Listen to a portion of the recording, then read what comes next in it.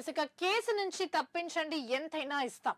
So Janasena MP Lingamaneni కుమారుడు సంజుష్ accident case ఏదైతే ఉందో దానికి సంబంధించి పెద్ద ఎత్తున ఒప్పందాలు పోలీసులకి అటు నిందితుడి కుటుంబానికి కూడా ఒప్పందాలు జరుగుతున్నట్టు కూడా తెలుస్తుంది. నిందితుడి కుటుంబం మాదాపూర్ ఠాణాలో ఒక ఉన్నత అధికారి ఒకే సామాజిక వర్గం కావడంతో ఈ సయోధ్యలు కుదురుతున్నట్టు కూడా తెలుస్తుంది. సో అందుకే ఘటన జరిగి 5 రోజులు దాటినా కూడా పోలీసులు ఈ విషయాన్ని సుమారు వారం రోజుల పాటు దాచిపెట్టారు. ఇక ఎఫ్ఐఆర్ లో అనుకూల సెక్షన్లు నమోదుపై అధికారులపై రాష్ట్ర పోలీస్ బాస్ తీవ్ర ఆగ్రహం వ్యక్తం చేసినట్టు కూడా తెలుస్తుంది. ఇక బాధితురాలు ఎవరైతే ఉన్నారో మృతురాలు ఢీ కొట్టిన సమయంలో కారు వేగం గంటకి ఏకంగా 80 కిలోమీటర్లు ఉన్నట్టు కూడా అధికారులు గుర్తించారు. సో నేడు పోలీసులకు చేరనున్న ఎంవీఐ సమగ్ర నివేదిక, ఆ తర్వాత ఎంవీ యాక్ట్ అలాగే బిఎన్ఎస్ కింద కొత్త సెక్షన్లు జోడించే అవకాశం కూడా కనిపిస్తుంది ఇదే కేసులో. ఇక మరొకసారి సీఎం వ్యాఖ్యలు ఇక్కడ చూసుకుంటే రాజకీయ కారణాలతోనే అడ్డుకున్నారు.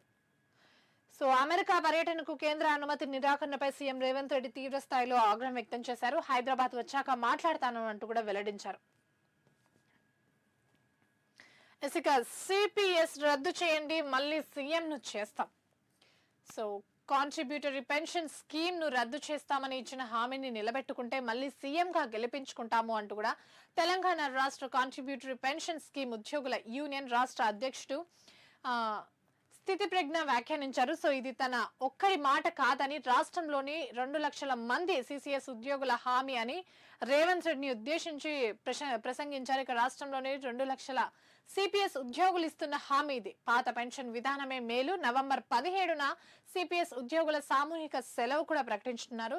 ఇక జిల్లా కేంద్రంలో సత్యాగ్రహ దీక్షలు కూడా నిర్వహిస్తాం. ఎల్బీ స్టేడియంలో జన జాగరణ యాత్ర సభలో ఆయన చేసిన వ్యాఖ్యలు కూడా ఇక్కడ కనిపిస్తున్నాయి. దానికి సంబంధించిన ఇమేజ్ ని ఇక్కడ చూసుకోవచ్చు. ఇసుక అధిష్టానం వద్దకు కొండ పంచాయతీ వెళ్ళింది. బెంగళూరులో ఏఐసిసి అధ్యక్షుడు ఖర్గేతో మంత్రి సురేఖ భేటీ అయినట్టు కూడా తెలుస్తుంది. తన కుమార్తె వ్యాఖ్యలు, తదుపరి పరిణామాలపై కూడా వివరణ. సో అలా మాట్లాడాల్సింది కాదు, సో సీఎం రేవంత్ వచ్చాక ఓ కొలిక్కి తీసుకొద్దాము అంటూ కూడా ఖర్గే చెప్పినట్టే తెలుస్తుంది. సీఎం విదేశాల నుంచి రాకముందే వెళ్లడంపై రాజకీయ వర్గాల్లో ఓ చర్చ కూడా నెలకొంది దీనికి సంబంధించి. ఇక కాంగ్రెస్ దగాపై సమర భేరి. సో కాంగ్రెస్ అధికారంలోకి వచ్చాక 1000 రోజులు పూర్తవుతున్న సందర్భంగా ఆ పార్టీ ఇచ్చిన హామీలు అలాగే పాలనా వైఫల్యాన్ని ప్రజల్లో ఎండగట్టేందుకే బీఆర్ఎస్ సమర బేరీకి సిద్ధమైంది. సెప్టెంబర్ 2 నుంచి వారం రోజుల పాటు రాష్ట్ర వ్యాప్తంగా వివిధ వర్గాల ప్రజలను కలుస్తూ వినూత్న కార్యక్రమాలు నిర్వహించాలి అంటూ కూడా బీఆర్ఎస్ వర్కింగ్ ప్రెసిడెంట్ కేటీఆర్ పిలుపునిచ్చారు. సో అమెరికాలో పర్యటనలో ఉన్న ఆయన పార్టీ సీనియర్ నాయకులు అలాగే ప్రజా ప్రతినిధులు రాష్ట్ర కమిటీ సభ్యులతో ఒక టెలికాన్ఫరెన్స్ నిర్వహించి కార్యాచరణపై కొన్ని చర్చలు కూడా జరిపినట్టే తెలుస్తోంది. ఇసుక నేడు రేపు వర్షాలు కురిసే అవకాశం ఉంది. రాష్ట్రంలో బంగాళాఖాతంలో అల్పపీడనం 5 జిల్లాలకు ఎల్లో అలర్ట్ కూడా జారీ చేసింది వాతావరణ శాఖ. గంటకు 40 కిలోమీటర్ల వేగంతో ఈదురుగాలు, ఎల్లుండి నుంచి తగ్గనున్న వర్షాలు. ఇసుక ఆటో కార్మికుల సమ్మె విరమణ అయింది. కార్మిక సంఘాలతో ప్రభుత్వం జరిపిన చర్చలు ఏవైతే ఉన్నాయో అవి ఒక కొలికి కూడా వచ్చాయి. సో వారి డిమాండ్స్ పట్ల ప్రభుత్వం సానుకూలంగా ఉంది అంటూ కూడా మంత్రి పొన్నం ప్రభాకర్ స్పష్టం చేశారు. సో ఆర్టీసీ పక్షాన ఈవీ ఆటోలు కొనే ప్రసక్తే లేదు. ఓలా అలాగే ఊబర్ లాగా ప్రభుత్వం తరపున యాప్ కూడా రానున్నట్టు స్పష్టం చేశారు. ఎల్లో నెంబర్ ప్లేట్ ఉన్న 2 వీలర్లపైనే ప్రయాణికులను తీసుకెళ్లేలా నిర్ణయం కూడా తీసుకున్నారు. ఇక వచ్చే నెల 1న కార్మిక శాఖ అలాగే రవాణా శాఖ ఆటో కార్మిక సంఘాలతో భేటీకి కూడా హామీ ఇచ్చారు. 12,000 సాయంపై కూడా సీఎంతో చర్చిస్తాము అంటూ కూడా మంత్రి వారికి హామీ ఇచ్చినట్టు తెలుస్తుంది. ఇక ప్రస్తుతం హైదరాబాద్ లో నెలకొన్న ట్రాఫిక్ ఏదైతే ఉందో, ముఖ్యంగా పీక్ అవర్స్, ఉదయం స్కూళ్లు ఆఫీసులకు వెళ్లే సమయాల్లో కానివ్వండి, సాయంత్రం రిటర్న్ వచ్చే సమయాల్లో కానివ్వండి, పరిస్థితి ఎలా ఉంది అని ఒక నివేదిక బయటకు వచ్చింది. సో దానికి సంబంధించి ఇక్కడ చూసుకుంటే హైదరాబాద్ సిటీలో ట్రాఫిక్ ఇబ్బందులు రోజు రోజుకి పెరుగుతున్నాయి. సిటీలో ఎక్కడైనా ఏ టైంలో అయినా వెహికల్స్ తీసుకుని రోడ్ ఎక్కితే కొద్ది దూరం ప్రయాణానికి గంటలు పడుతుంది. స్కూల్ ఆఫీసులకు వెళ్లే టైంలో లేదా వర్షాలు పడే టైంలో వెహికల్ స్పీడ్ గంటకి 10 నుండి కేవలం 15 కిలోమీటర్లు మాత్రమే పరిమితం అవుతుంది. అంతకు మించి దాటడం లేదు అనే స్పష్టంగా తెలుస్తుంది. ఇంకా హైదరాబాద్ లో సగటున 10 కిలోమీటర్ల దూరానికి 32 నిమిషాలకు పైగా సమయం పడుతుంది అంటూ కూడా తాజాగా వెలువడిన టామ్ ఇండెక్స్ నివేదిక ఏదైతే ఉందో దీని ద్వారా బయటకు వచ్చింది. సో ప్రస్తుతం ఇది భారతదేశంలోనే 4వ స్లో ట్రాఫిక్ టైం గా రికార్డ్ అయింది. సిటీలో రోజుకి 3,000కు పైగా కొత్త వెహికల్స్ రోడ్డుపైకి వస్తున్నాయి. దానికి తగ్గట్లుగా రోడ్ల అభివృద్ధి జరగకపోవడం, అడ్డగోలు వన్ వే నిబంధనలు, వాహనదారులు ట్రాఫిక్ రూల్స్ పాటించకపోవడం, ప్రజా రవాణా వ్యవస్థ పటిష్టంగా లేకపోవడం వల్ల ట్రాఫిక్ నిర్వహణ అస్తవ్యస్తంగా మారుతుంది అంటూ కూడా ఈ నివేదికలో స్పష్టంగా తెలుస్తుంది. ఇక సిపిఎస్ రద్దు చేయాల్సిందే, ఇందాక కూడా చూసుకున్నాం. ఇక ముందు చూపే ముందు. సో దేశంలో కంటి డాక్టర్ల తీవ్ర కొరత ఏర్పడుతుంది నానాటికి. సో 2050 నాటికి 32 కోట్ల వృద్ధులకు పెరగనున్న కంటి సమస్యలు. సో ఎల్వి ప్రసాద్ సంస్థ నేతృత్వంలో నిపుణుల బృందం అధ్యయనం చేసింది. సో 2030 కల్లా అంధత్వ రహిత భారతే లక్ష్యంగా మాస్టర్ ప్లాన్ కూడా జరగనుంది.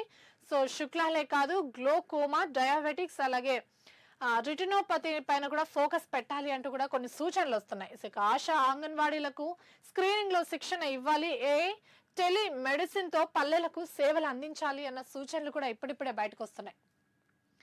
ఇక 22A జాబితాకి సంబంధించి ఇక్కడ చూసుకుంటే ఈ వారంలోనే, సో ఈ వారం ఏదైతే ఉందో ఈ వారంలోనే 22A జాబితా అప్డేట్ కూడా కానుంది. సో రాష్ట్ర వ్యాప్తంగా లక్షలాది మందికి కంటి మీద కునుకు లేకుండా చేస్తున్న ఈ నిషేధిత జాబితా భూ సమస్యలు ఏదైతే ఉందో, సో ఈ వివాదానికి ఈ వారంలోనే ఒక చెక్ పెట్టనుంది ప్రభుత్వం. సో సీఎం రేవంత్ రెడ్డి ఆదేశాలతో రెవెన్యూ రిజిస్టర్ యంత్రాంగం తొందరగానే చర్యలు చేపట్టి ఈ వారంలోనే సమగ్రంగా సవరించిన తర్వాత నూతన 22A జాబితాను అందుబాటులోకి తెచ్చేందుకు కూడా ప్రణాళికలు సిద్ధం చేస్తోంది.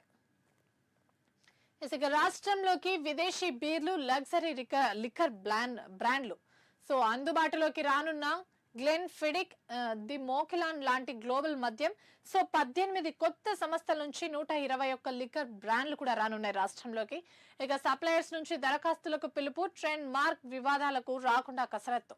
సో అభ్యంతరాలు ఉంటే తెలియచేయాలి అంటూ కూడా సెప్టెంబర్ 1 వరకు టీజీపీసీఎల్ గడువు కూడా విధించింది. వెబ్సైట్ లో కొత్త మద్యం బ్రాండ్ల జాబితాను కూడా వెలువచ్చింది. సో రాజకీయ కారణాలతోనే తన అమెరికా పర్యటనకు కేంద్రం అనుమతి ఇవ్వలేదు అంటూ కూడా సీఎం ఆరోపించారు.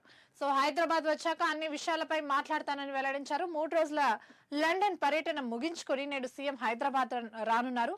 తన పర్యటన గురించి సీఎం రేవంత్ రెడ్డి స్వయంగా ఎక్స్ వేదికగా స్పందించారు.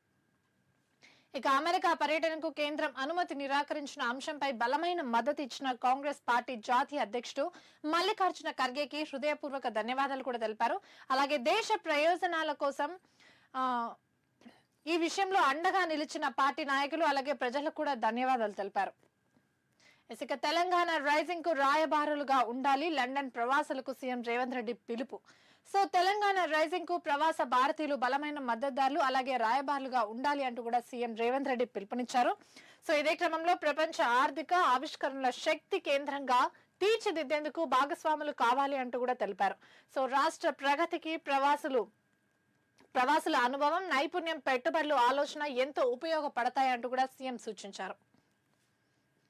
ఇక ప్రస్తుతం కాంగ్రెస్ పార్టీలో నెలకొన్న అంతర్గత విభేదాలు ఒక్కొక్కటిగా ఏవైతే బయటకు